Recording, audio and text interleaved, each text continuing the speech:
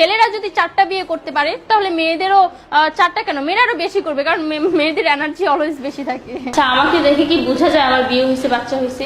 আমার বিয়ে বাচ্চা একদিকে, আমার মিডিয়া লাইফটা হচ্ছে আরেক দিকে। সেটা বড় কথা না, বড় কথা হচ্ছে যে দেখবেন একটা ছেলে পেলে হলেই মানুষের এনার্জি কমে যায়। আমার এনার্জি এখনো মনে করেন যে পাওয়ারফুল। তো ভাই বিষয়টা হচ্ছে ইউটিউবে আমি নতুন এসেছি রোস্টার হিসেবে। অ্যাজ এ রোস্টার আমি নেক্সট কাকে রোস্ট করবো এইটা খোঁজার জন্য আমি ইউটিউবে ঘাটাঘাটি করছিলাম। ঠিক তখনই আমার চোখে পড়ে এই আপুটা, যে কিনা নিজেকে বাংলাদেশের সানি লিওন হিসেবে দাবি করে। আমি তো অবশ্যই বাংলাদেশের সানি লিওন, কারণ হচ্ছে সানি লিওন যেসব কাজ করেছে তার জন্য সে পায়নি কখনো মজা। আজকে এরে বুঝাবো কারে কয় সাজা। তো না করি দেরি, সোজা ভিডিও শুরু করি।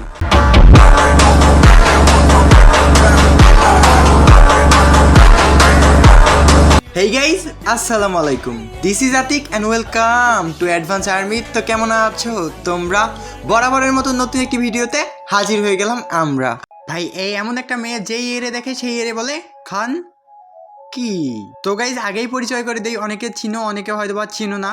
এ নিজের বাংলাদেশের সানি লিওন হিসেবে দাবি করে, মানে সে তার হিসেবে দাবি করে আর কি। অবশ্যই বাংলাদেশের সানি লিওন, কারণ হচ্ছে কারণটা গাইজ আমি বলতেছি, সানি লিওন অনেক ছেলের সাথে অনেক কিছু করছে, আবার এই আপু এর বয়ফ্রেন্ডের সাথে অনেক কিছুই করছে, কিন্তু সানি লিওন এসব করেছে কেরিয়ার করার জন্য, আর এই সব করেছে টাকার জন্য। মানে সানি লিওনের থেকে ইন্সপায়ার হয় সে নিজেও এখন সানি লিওন হইতে চায় আর কি। তার কোন বয়ফ্রেন্ড তারে কিভাবে করছে, কেমনে করছে, এগুলো মিডিয়ায় বলে কেরিয়ার গঠন করতে চাচ্ছে আর কি। গাইজ এখন তোমরা হয়তো বা অনেকে নাম জানতে চাবা, কিন্তু আমি তোমাদের বলবো না। আমি জানি কিন্তু তোমাদের বলবো না, কারণ এসব কিছু ফকির নিয়ে আসবে কয়েকদিন পর, আবার ইন্টারনেট থেকে আবার হারিয়ে যাবে। কোথা থেকে আসলো কই গেল কোনো খবর নেই। আমি তো অলরেডি সানি লিওন হয়ে গেছি, কারণ আমাকে হচ্ছে কমেন্ট বক্সে অনেক বেশিরভাগ কমেন্টই আসে যে সানি লিওন সানি লিওন। তো আমার তো ভালোই লাগে যে সানি লিওন কিন্তু দেখতে অনেক সুন্দর।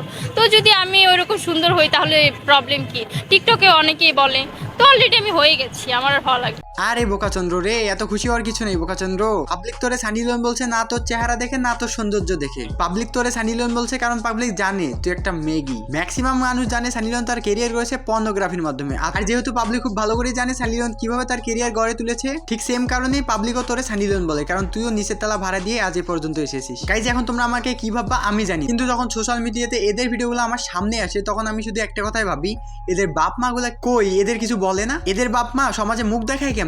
এখন আপু তুমি আমার ভিডিওটা হয়তো বা দেখতেও পারো, যেহেতু ইউটিউব একটা পাবলিক প্ল্যাটফর্ম, তাই তুমিও আমার ভিডিওটা দেখতেই পারো। তুমি যদি আমার ভিডিওটা দেখো, তোমার কাছে আমার একটাই প্রশ্ন, তুমি কি আদৌ তোমার মান সম্মান নিয়ে সমাজে হাঁটাচলা করতে পারো? ও হ্যাঁ, টিকটকারদের তো আবার ফির একটা ডায়লগ আছে, I am the king of my own kingdom. কে কি বললো তারে 1 সেকেন্ড সময় নেই।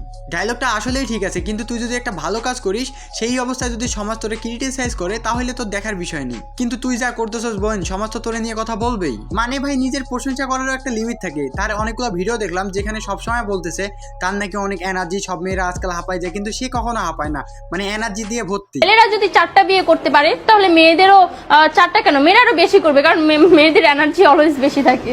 দেখ বোন, আসলে তুই অনেক বড় বোকাচন্দ্র, কারণ লাইফ তো জিনিস তো তুই কয়জন কারে দিবি সেটা তোর ব্যাপার। আর রইলো বিয়ের ব্যাপার, সেটা তোর জামাইয়ের সাথে ঠিক কর। তোর জামাই যাকে যাকে দিতে চায় তাকে থেকে বিয়ে কর। এখন তোর যদি ইচ্ছা হয় তুই 100টাও বিয়ে করতে পারিস, কারণ তোর জামাইয়ের প্রবলেম না থাকলে মানুষেরও কোনো প্রবলেম নেই। তোর সেই 100 জন বয়ফ্রেন্ড বা বর যদি মানিয়ে নিতে পারে, তাহলে মানুষও মানিয়ে নিতে পারবে। মানুষের মানামানিতে কি আছে? ছেলেরা 4টা করতেছে, তুই দরকার বলে 100টা কর। কিন্তু আমার কথাটা হচ্ছে, তুই যে বারবার বলিস তোর এত এনার্জি, তোর হাজবেন্ড কি পারে? যদি না পারে তাহলে কে সার্ভিসটা দেয়? না মানে আমার আবার এমনি জানতে ইচ্ছে করলো, কিন্তু আমার যদি কখনো হেল্প লাগে তাহলে আমার বলতেই পারো। না মানে আমি তো যাবো না, আমার ফ্রেন্ডগুলারে পাঠিয়ে দিব, কারণ তাদের স্বভাব একটু খারাপ। তুই যদি আমার ভিডিওটা দেখে থাকিস বোন, তাহলে এতক্ষণে বুঝে গেছিস যে আমি কি বলতে চাইছি আর কি বোঝাইতে চাইছি। যদি বুঝিস তাহলে অনেক ভালো, না হলে আবার দেখা হবে তোর সাথে। তো আজকের মতো বিদায় নিচ্ছি প্রিয়। ভিডিওটি ভালো লাগলে লাইক করে দিও। কিছু আবালদের কেটে দিলাম রাইস। সবাইকে জানাই আল্লাহ হাফেজ।